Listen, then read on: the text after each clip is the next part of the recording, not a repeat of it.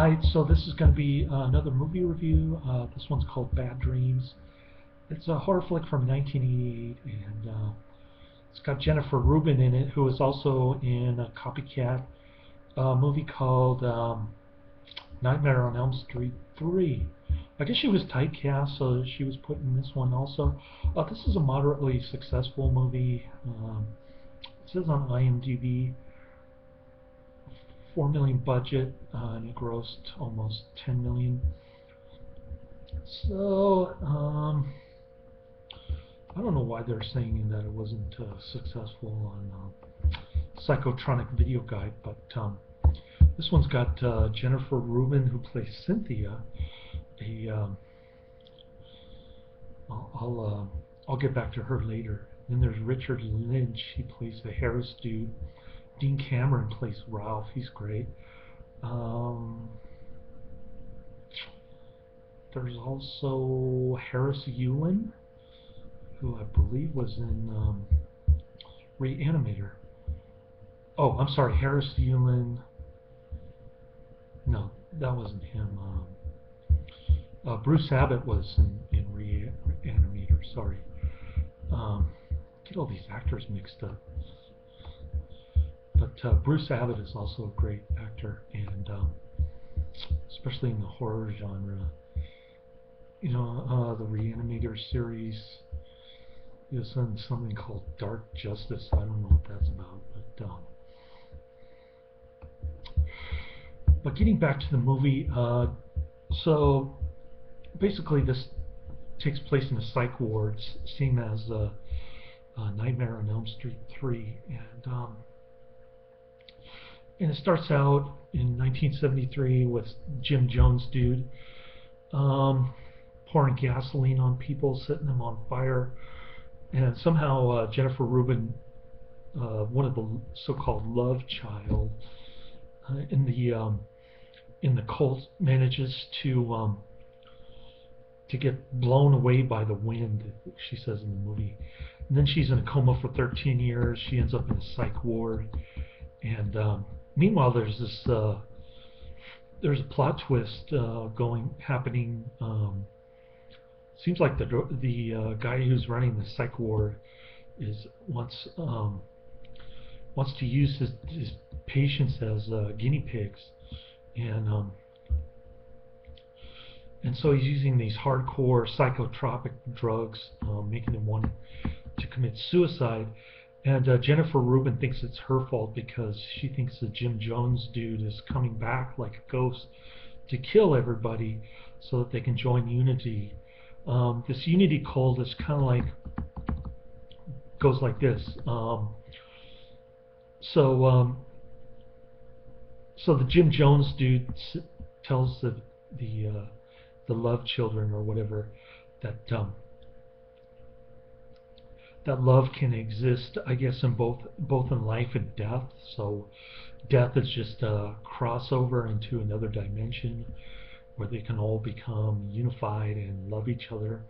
So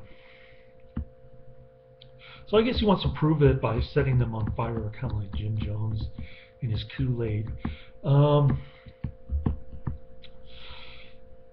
So that's about the gist of the Unity cult. Jennifer thinks that the Jim Jones dude is coming back from his grave, or coming back from the dead, whatever, to get revenge on her for not joining them in the netherworld. So she thinks that he's taking out his revenge on these psych ward patients. But it's a cool plot twist. It's kind of like the Cabinet of Dr. Caligari, or what was that other movie that I just reviewed, that Hitchcock movie with Gregory Peck and Ingrid Bergman. I forgot the name of it already. But it's kind of like that. It turns out that that it's not Harris coming, or Jim Jones dude coming back from the grave killing all these people. It's really these psychotropic drugs and this evil psychiatrist dude. So that was pretty cool. Yeah, I'm not going to describe the ending to you. Let's just say it's a happy ending. So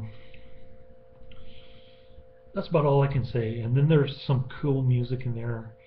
While the credits are rolling, they play Guns N' Roses' "Sweet Child of Mine." It kind of reminds me of the '90s, early '90s, when I was working at Round Table.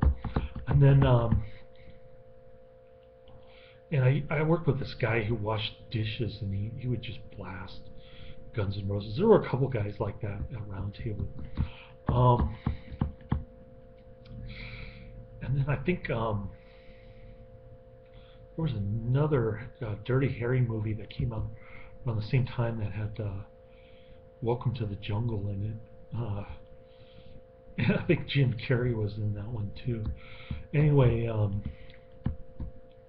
there's also a cool version of I Did It My Way. Oh yeah, Dean Cameron is in this, plays Ralph. How can I forget about him? He's like a psych ward patient who mutilates himself. I went out with a girl like that when I was much younger. She used to like mutilate her legs, and I'm glad that she didn't like me too much, because when I saw her years later, maybe 5, 10 years later, she didn't look too good. 20 years later, she looked horrible. So Dean Cameron is overacting, and he was good in Rockula too. He's kind of like from the. I've only seen him in Rockula in this one, but he's kind of Vincent Price, Bela Lugosi school of acting. A lot of exaggerated mannerisms and stuff. So that was cool. I liked seeing him in this one. He's got pointed teeth too. So it's not just in Rockula. He's also got pointed teeth in this one. And yeah, he sticks a knife in his hand while I Did It My Way is playing. That was really, really cool. So I enjoyed the movie. I gave it 5 stars, and yeah, great movie. It was kind of bizarre movie, right up my alley. So check it out, y'all. And it's December 24th, New Year's Eve. If you're German, you probably, or Catholic, you probably celebrating today. But I'm an atheist, not a statheist like Wagner. So yeah, who cares? I'm just staying at home watching Netflix, waiting to go to dinner with my wife and my son, whenever that is. So have a good night, y'all.